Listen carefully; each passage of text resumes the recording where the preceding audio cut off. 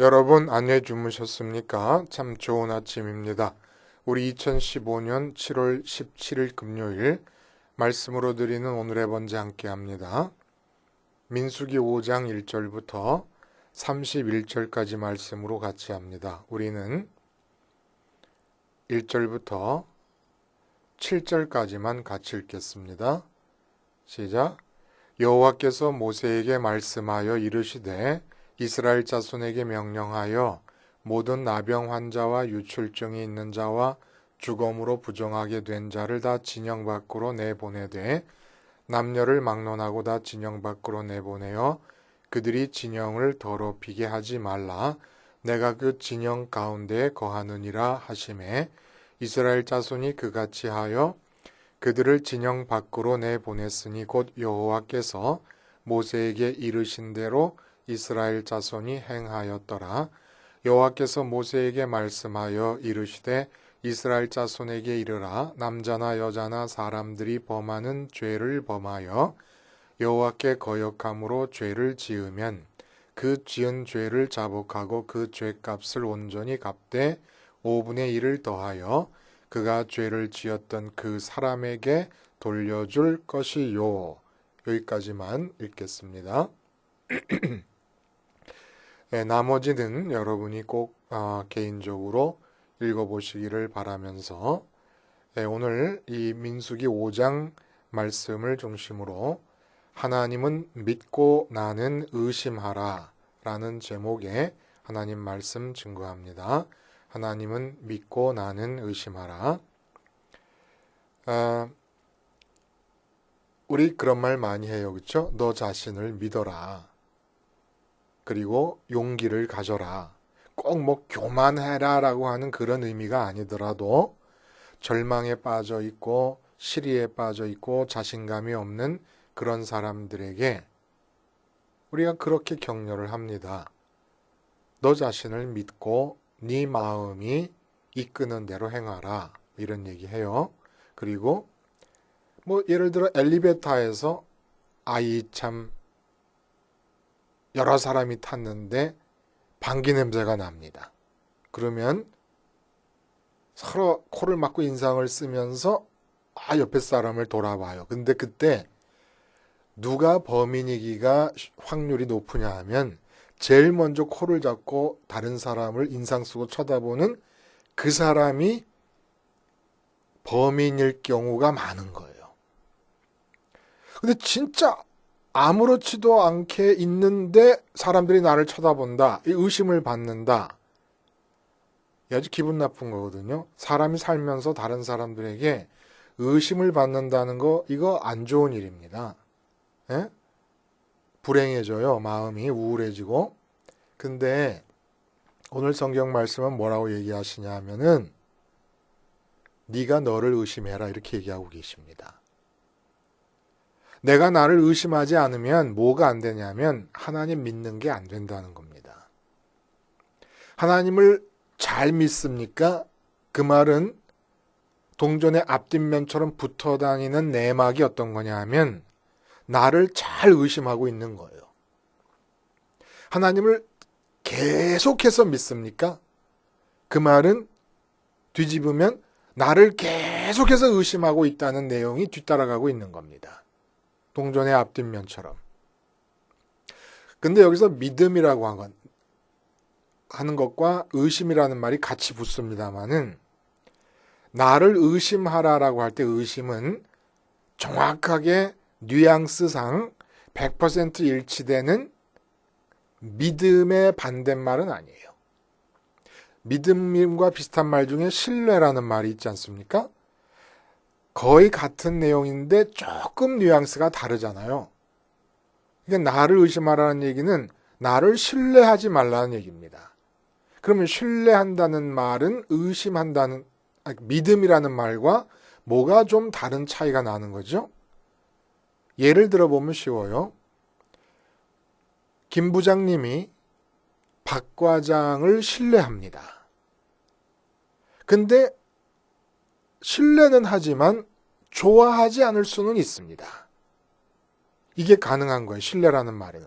그러면 신뢰라는 말이 뭡니까? 김 부장님은 박 과장님의 업무 능력을 신뢰합니다. 근데 마음으로 인격적으로 좋아해서 같이 술 한 잔이라도 먹고 싶은 사람은 박 과장이 아니라 최 과장님이에요. 그럴 수 있다는 거예요. 신뢰라는 건 신뢰한다고 좋아할 필요는 없는 겁니다. 그러니까 신뢰라는 건 수행 능력을 확신하는 거예요. 잘 수행할 거라고 하는 걸, 어떤 일을 잘 수행할 것이라는 것을 확신하는 게 신뢰입니다. 그럼 나는 어떤 일과 연관지어서 나를 신뢰하지 않고 의심하는 겁니까? 절대 그 일을 잘 수행할 수 없어요. 그게 뭐냐 하면 하나님 믿는 일입니다. 하나님을 믿어야 되는데 누가 믿어요? 내가 믿어요. 근데 하나님을 잘 믿으려면 내가 믿어야 되는데 내가 믿을 수 있는 능력이 있다는 걸 의심해야 된다는 거예요. 내가 잘 믿을 수 있는 자질이 있다는 확신을 거부해야 된다는 겁니다. 그래야 믿을 수 있게 된다는 겁니다. 나는 하나님을 잘 믿을 수 있어. 이렇게 내가 자신하고 나를 신뢰하잖아요. 그러면 못 믿게 된다는 겁니다. 잘 못 믿게 되고 믿음이 망가진다는 거예요. 믿음에 도달하지 못한다는 얘기입니다. 이거 이상하죠, 그렇죠? 내가 하나님을 믿어야 되는데 하나님을 믿을 수 있는 나의 능력을 의심하는 겁니다. 신뢰하지 않는 겁니다. 근데 그렇게 신뢰하지 않아야 믿을 수 있다는 거예요. 어떤 말인지 한번 살펴봐요. 여러분, 믿음이라는 것이 뭐라고요?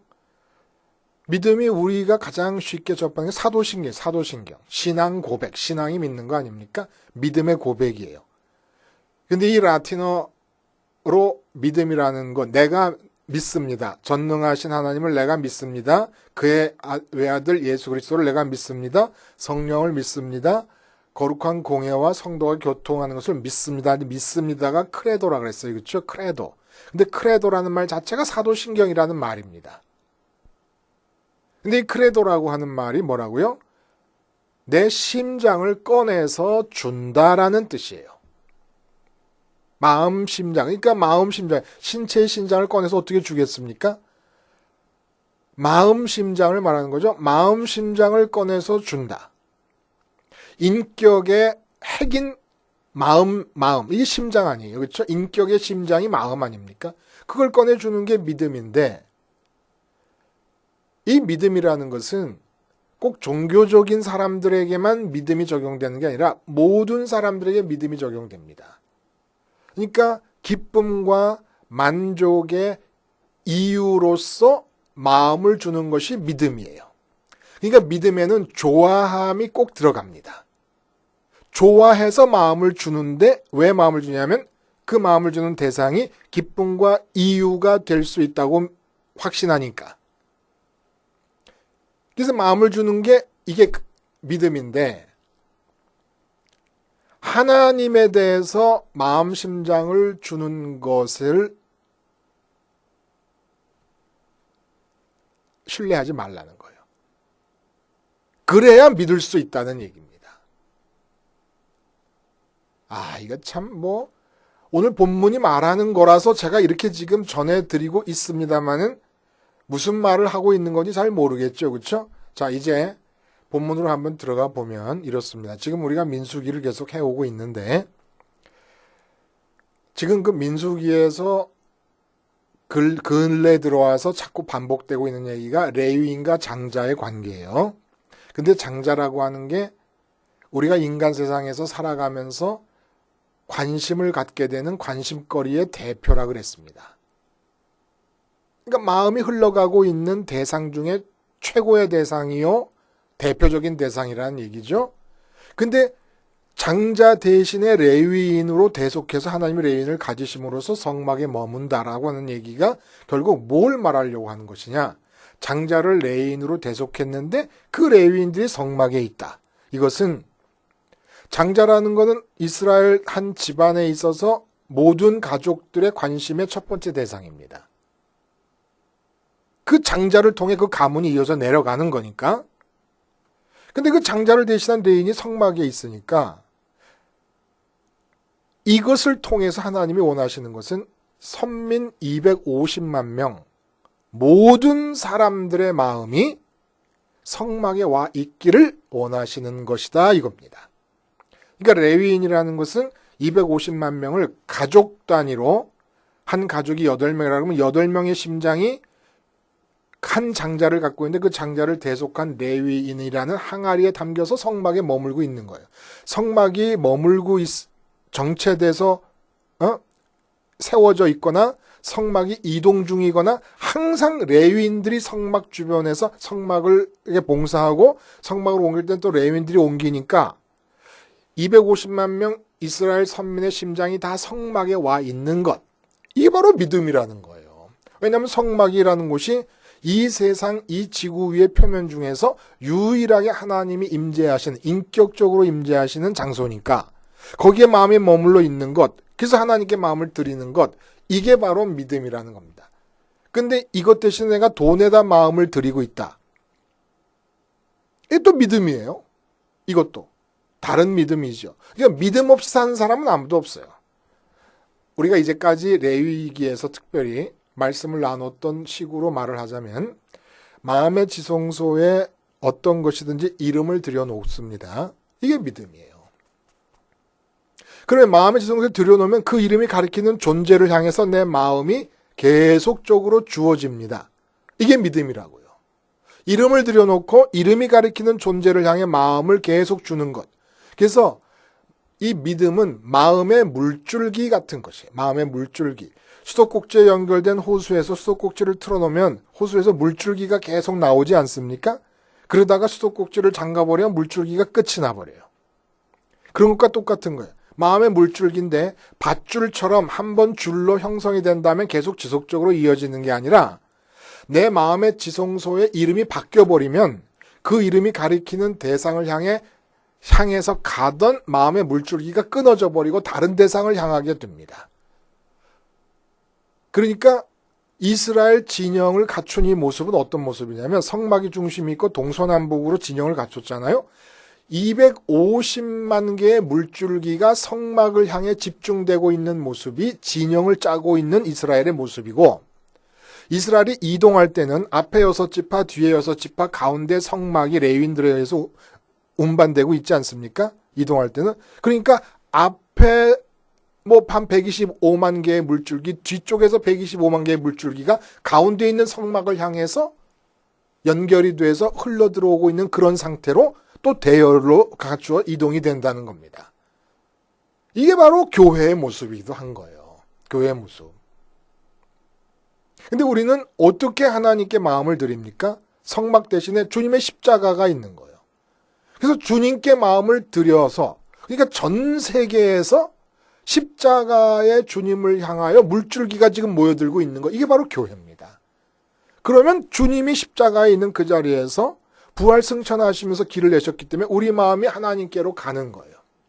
돈이라는 이름을 마음에 집어넣은 돈의 존재를 향하여 마음이 가는 것처럼 하나님이라는 이름을 집어넣고 나면은 하나님을 찾아가야 되는데 어떻게 찾아갑니까?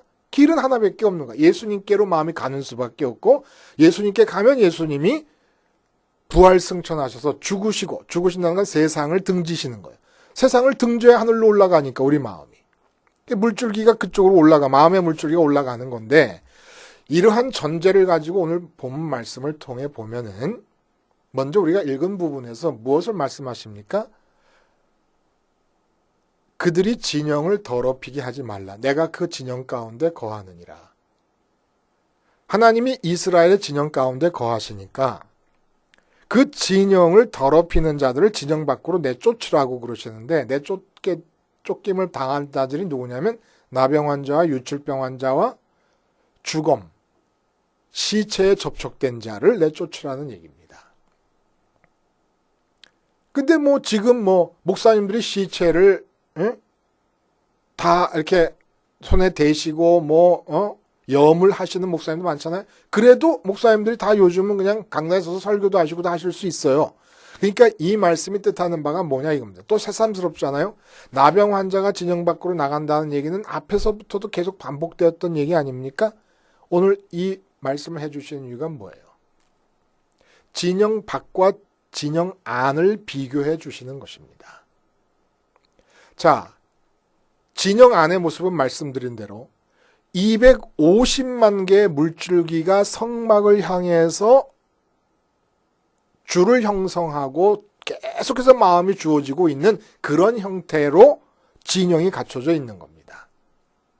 그러면 그 물줄기를 따라서 내 마음이 하나님께로 가는 것인 반면에 하나님으로부터 또 그 물줄기를 통해서 250만 명 선민들에게 사막에서도 살 수 있는 모든 은총과 사랑과 혜택이 다 주어져 가고 있는 겁니다. 그러니까 우리가 하나님께 은혜를 받고 싶으면 마음의 지성소에다가 돈을 집어넣고 하나님께 은혜를 받는 걸 돈 많이 버는 걸로 생각하니까 은혜를 못 받는 거예요. 하나님께 은혜를 받고 싶으면 내 마음의 지성소에 하나님의 이름을 넣고 내 마음의 물줄기를 그 이름이 가리키는 하나님이 계신 하늘로 계속 올려보내야 심지어는 이 땅에서 필요한 모든 것까지도 은혜의 보따리에 쌓여가지고 그 물줄기, 물길을 따라서 우리에게 주어질 수가 있죠. 마음을 하나님께 드리면서 물줄기를 형성하지 않고 있으면서 자꾸 하늘의 은혜를 구하니까 악만 쓰고 있는 거예요. 악만 쓰고 있는 거예요. 은혜 달라고 악만 쓰고 있지 은혜는 주어지질 않고 있는 겁니다.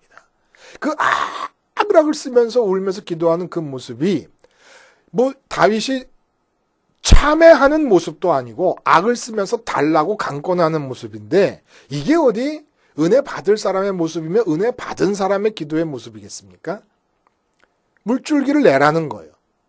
그래서 그 안이 250만 개의 물줄기가 성막으로 집중될 때 그 물줄기를 역으로 하나님의 은혜가 250만 명으로 임하니까 진영 안이 무엇이지만 사막인데도 불구하고 에덴이 되는 겁니다. 에덴이 되는 거예요. 내용적으로 사막에 샘이 흐르고 꽃이 피고 하는 낙원이 되는 겁니다. 그 진영이 사막에 쳐져 있는 건데도 왜?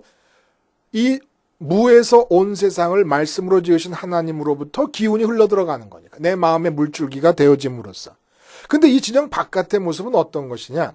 나병 환자와 유출병 환자와 시체 접촉 환자를 내쫓지만 나병 때문에 쫓겨나고 유출병 때문에 쫓겨나고 시체에 접촉했기 때문에 쫓겨나지만 진영 바깥의 모습 자체가 나병 환자와 유출병 환자와 시체 접촉 환자가 상징하는 그러한 상태가 된다는 얘기입니다.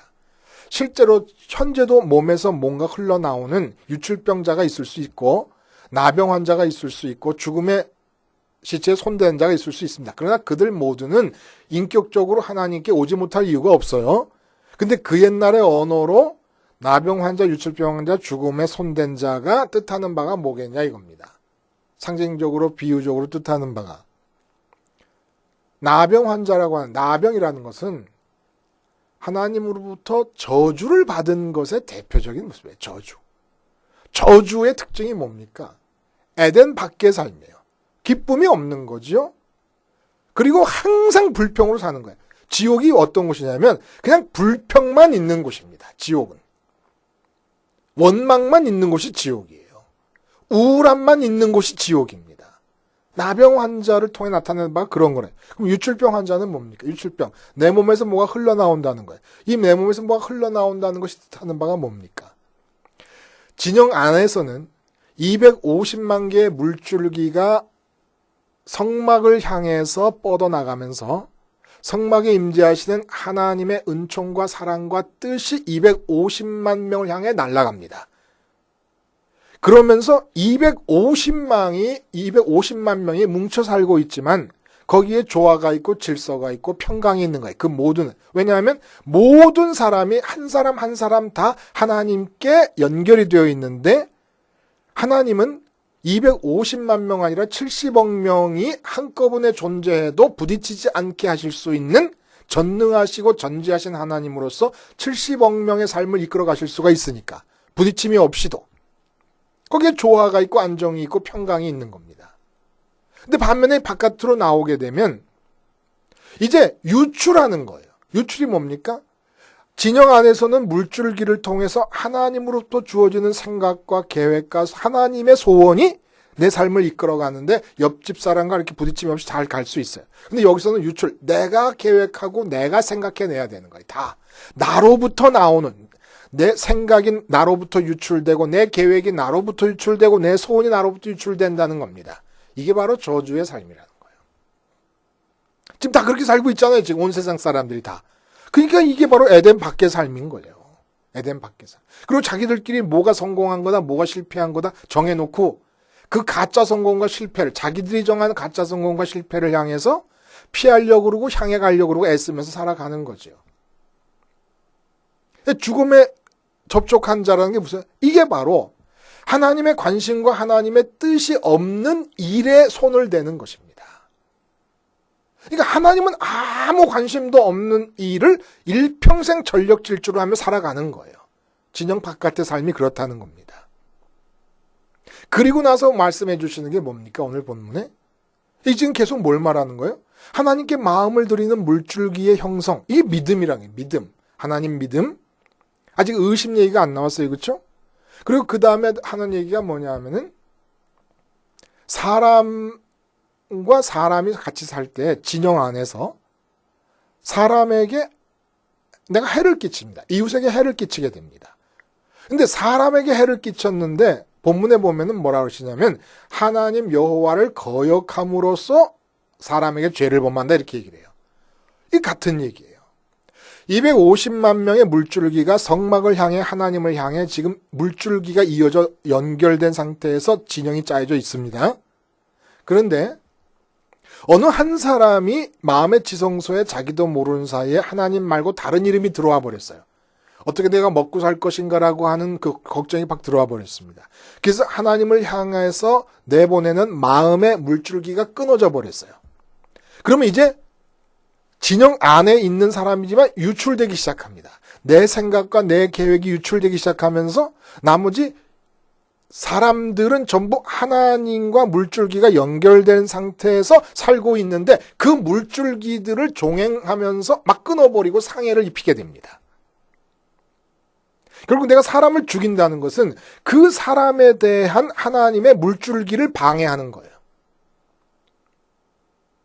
내가 남의 걸 훔친다는 것은 그 훔친 물건이 지금 그 사람에게 있어야 된다는 게 하나님의 뜻인데 그 하나님의 뜻을 망가뜨리는 겁니다. 그렇지 않겠어요? 250만 개의 줄이 있는 중에 249만 9,999는 그대로 다 있는데 내가 줄을 딱 끊고 그 줄로부터 나오는 지시대로 움직이고 줄로부터 나오는 은총대로 사는 게 아니라 내가 나로부터 유출되는 생각으로 움직이려고 그럴 때 그 주변의 줄들이 다 엉키게 돼 있잖아요.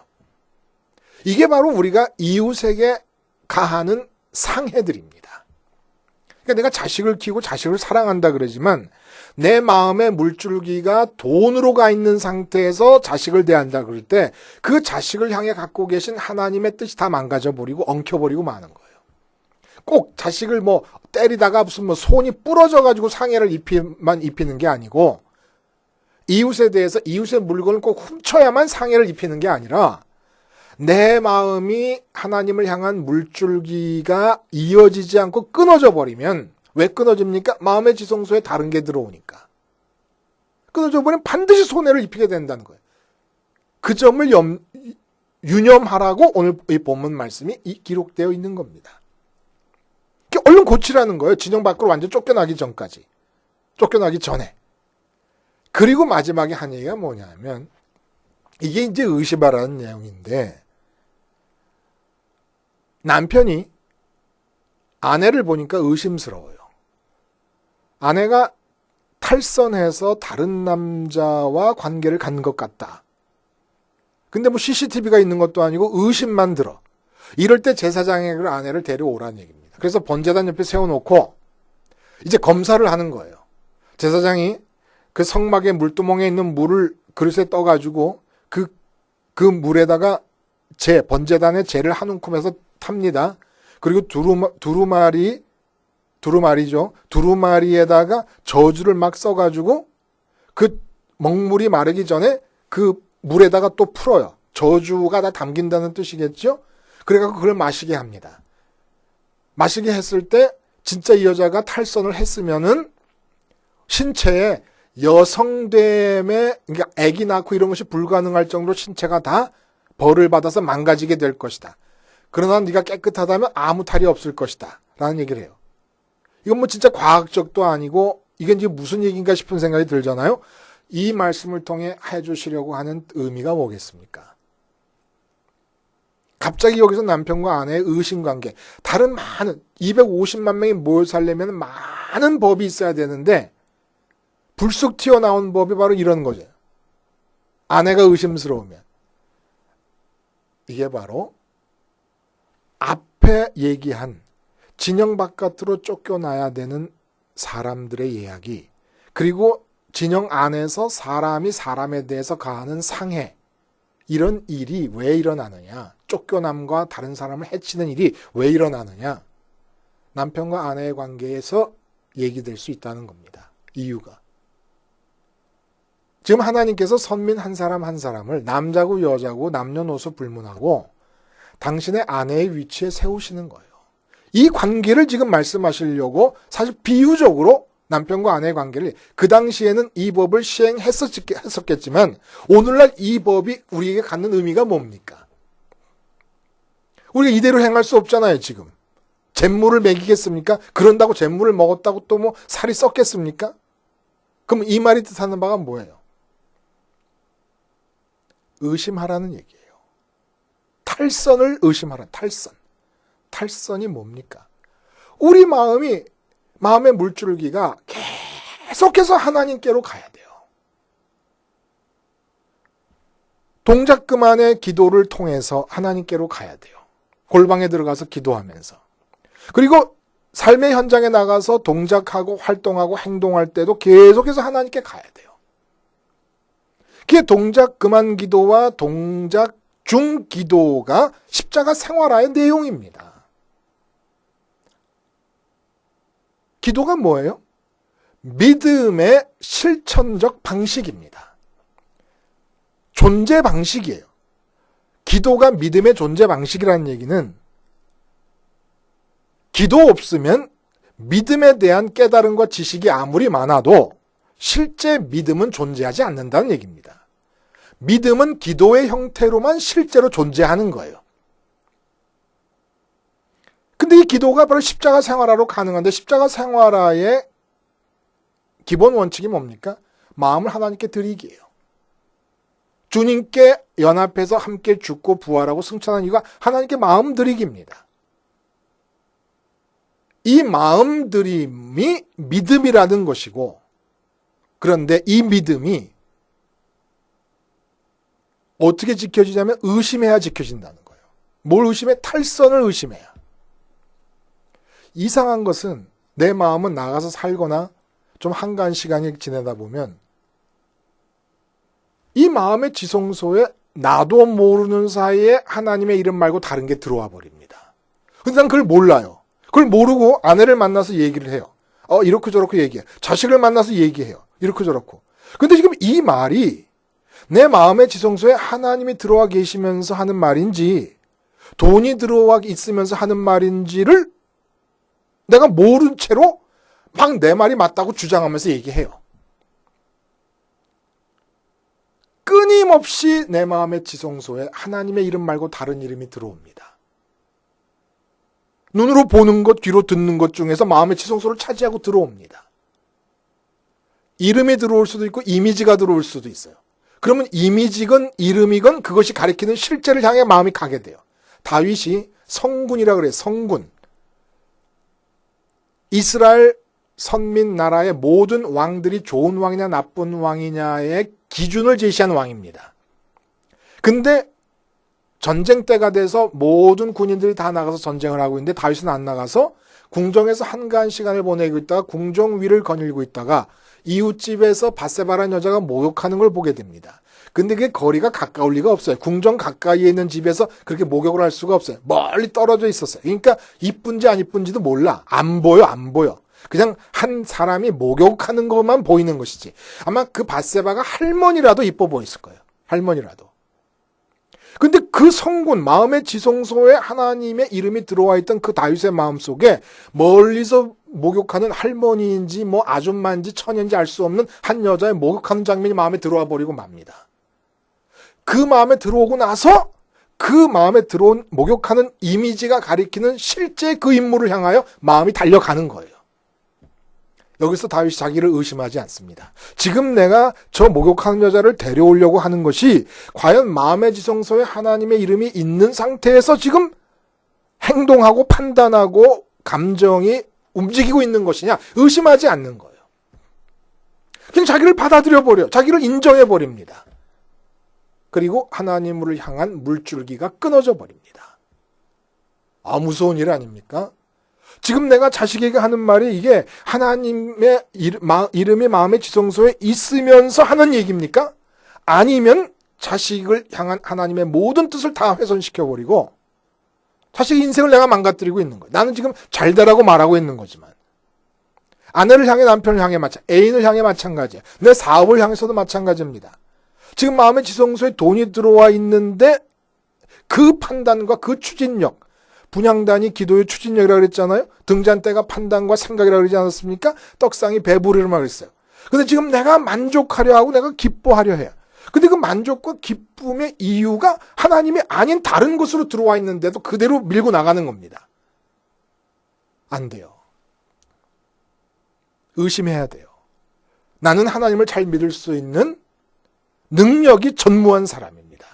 하나님을 잘 믿는다는 건 내 마음의 지성소에 언제나 하나님의 이름이 모셔져 있고 그 이름이 가리키는 하늘에 계신 하나님을 향하여 마음의 물줄기를 대는데 나는 불가능한 사람입니다. 그러니까 믿는다는 것은 하나님을 믿는 내 능력을 의심한다는 것과 같은 말이에요.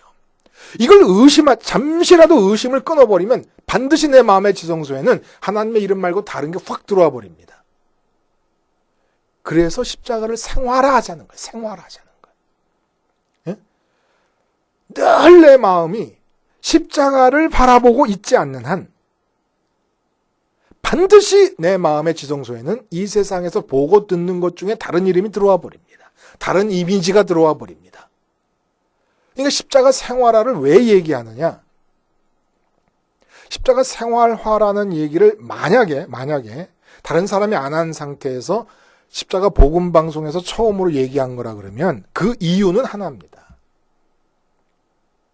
하나님을 믿을 수 있는 능력과 관계지어서 이 세상에 존재하는 그 어떠한 기독교인보다도 제가 저를 못 믿기 때문입니다. 저 자신에 대해 가장 의심이 많은 놈이기 때문에 십자가 생활화를 이렇게 아침마다 얘기하게 된 것이에요. 십자가 생활화가 왜 안 됩니까? 나를 의심하지 않고 있기 때문에. 하나님을 믿을 수 있는 나의 능력을 의심하지 않고 있기 때문에. 신뢰하고 내 능력 자체를 신뢰하고 있기 때문에. 근데 이 신뢰 속에서 어떤 일이 일어나냐? 나도 모르는 사이에 마음의 지성소에는 하나님의 이름이 튕겨져 나가버리고 다른 이름이 들어와서 그 마음의 지성소에 들어온 그 이름이 가리키는 존재를 향하여 뛰쳐나가고 추진하고 생각하고 판단하고 기뻐하고 슬퍼하는데 이 모든 나를 하나님과 완전히 줄이 끊어져 있는 나를 추워도 의심을 하지 않고 있는 겁니다. 심지어는 어떤 일까지 벌어지냐면 하나님과 줄이 끊어진 상태에서 판단하고 생각하고 배부르기를 원하는 이 마음 이대로를 가지고 하나님 앞에 나간다고 하는 거예요. 하나님의 진영 밖에 쫓겨나야 될 나병 환자, 유출병 환자가 머무는 그곳에 있는 사람이 하나님을 찾는다고 생각하고 있는 겁니다. 그 교회 안에서 그렇게 하라고 가르치고 있고. 이건 아니죠. 이건 아니죠. 여러분, 세상에서 믿으면 안 되는 사람이 김정은이 아닙니다. 이북의 김정은이 아니에요. 일본의 아베 수상이 아닙니다. 나 자신입니다. 나 자신을 의심하면 모든 의심스러운 범죄자들을 다 포용할 수 있습니다. 주님이 그러신 것처럼 모든 인류를 다 포용하셨던 주님은 당신 자신을 의심하신 건 아니겠지만은 사도 바울 같은 경우 보면 뭐 비천한 자에게는 비천한 자처럼 되고 부한 자에게는 부한 자처럼 되고 율법이 있는 자에게는 있는 자, 없는 자에게 된다. 모든 사람을 다 포용할 수 있었던 것은 오라 나는 공고한 자로다. 자기를 의심하는 거예요. 나는 절대로 하나님 믿지 못한 사람. 하나님 내 능력으로 믿지 못하니까 주님의 능력으로 믿으려니까 주님 가신 길 따라가야만 되니까 십자가 생활화를 안 할 수 없다는 얘기입니다. 하나님을 믿으세요. 그러려면 나를 의심하세요. 나를 의심하는 자만이 십자가를 생활화할 수 있고 하나님께 물줄기를 끊이지 않고 될 수 있습니다. 기도하시겠습니다. 하나님 아버지, 도와주셔서 나를 의심하게 하시며 그 의심의 힘이 반등함으로 하나님을 향한 믿음이 굳센 물줄기를 형성할 수 있도록 십자가 생활화를 굳건히 붙잡게 해 주시옵소서. 예수님의 이름으로 기도하옵나이다. 아멘.